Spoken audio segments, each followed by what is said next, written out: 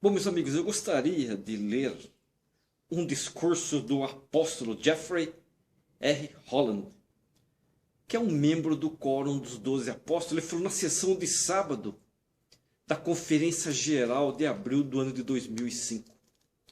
Na sessão do sacerdócio, o discurso dele é chamado Nossa Característica Mais Marcante.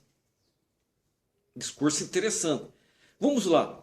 A função essencial do sacerdócio de unir o tempo e a eternidade foi explicada claramente pelo Salvador Jesus Cristo ao estabelecer a sua igreja durante seu ministério mortal.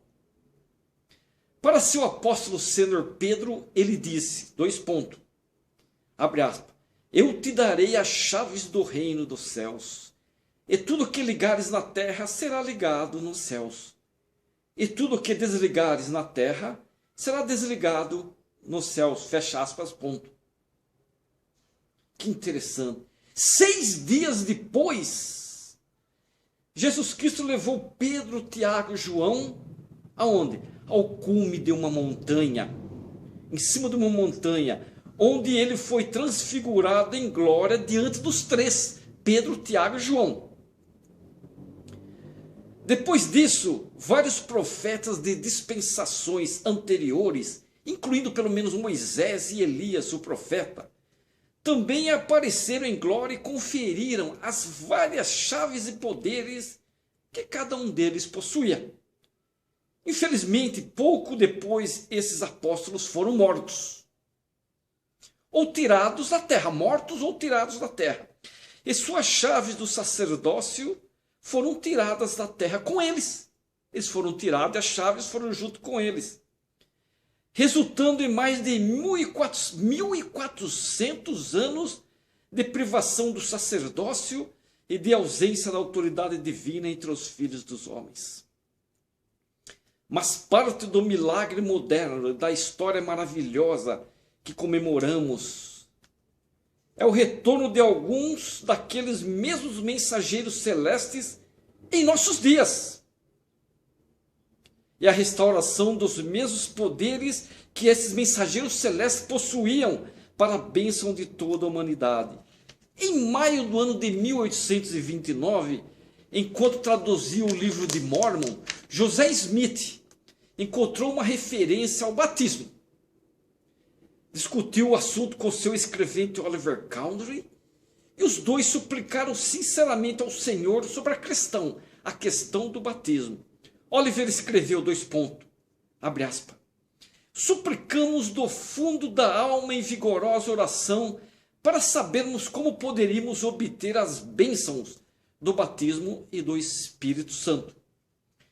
Buscamos diligentemente a autoridade do santo sacerdócio e o poder para administrar nesse sacerdócio, fecha aspas, ponto. Em resposta àquela, abre aspas, vigorosa oração, entre aspas, apareceu quem? João Batista, restaurando as chaves e os poderes do sacerdócio aarônico que nossos rapazes nessa dispensação e também toda a congregação receberam.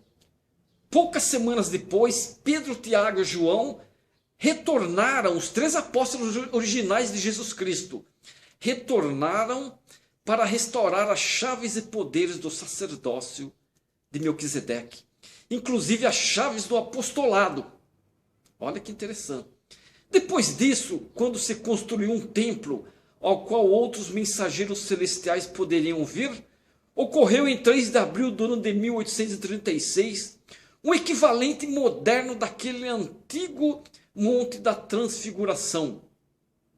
Algo que faz parte do que o presidente Gordon B. Hinckley chamou certa vez de, entre aspas, cascata de Kirtland, entre aspas, cascata de Kirtland, de revelações, cascata de Kirtland de revelações, em que o próprio Salvador, além de Moisés, Elias, o profeta, e Elias apareceram em glória ao profeta José Smith e Oliver Cowdery e conferiram àqueles homens as chaves e poderes de suas respectivas dispensações.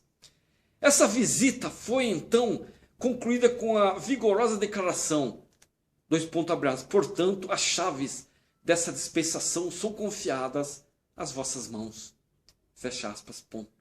Não é de se admirar que o profeta José Smith, incluindo naquelas sucintas e eloquentes regras de nossa fé, o que ele falou? Abre aspas. Cremos que um homem deve ser chamado por Deus por profecia e pela imposição de mãos por quem possui autoridade para pregar o evangelho e administrar suas ordenanças. Fecha aspas, ponto.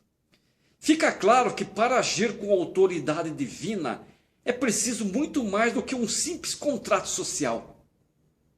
Isso não pode ser criado por treinamento teológico em escola de teologia ou ortogado pela congregação. Não. No trabalho autorizado de Deus é preciso haver um poder maior do que aquele que existe nos bancos de igrejas, nas ruas ou nos seminários. Fato que muitos estudiosos sinceros de religião já sabiam e admitiam abertamente gerações antes da restauração.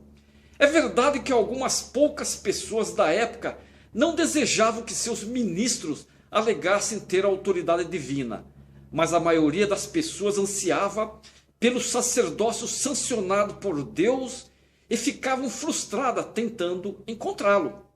Considerando-se isso, a restauração revelada da autoridade do sacerdócio por meio de José Smith deveria ter aliviado séculos de angústia daqueles que sentiam o que o famoso Charles Wesley, quem foi Charles Wesley?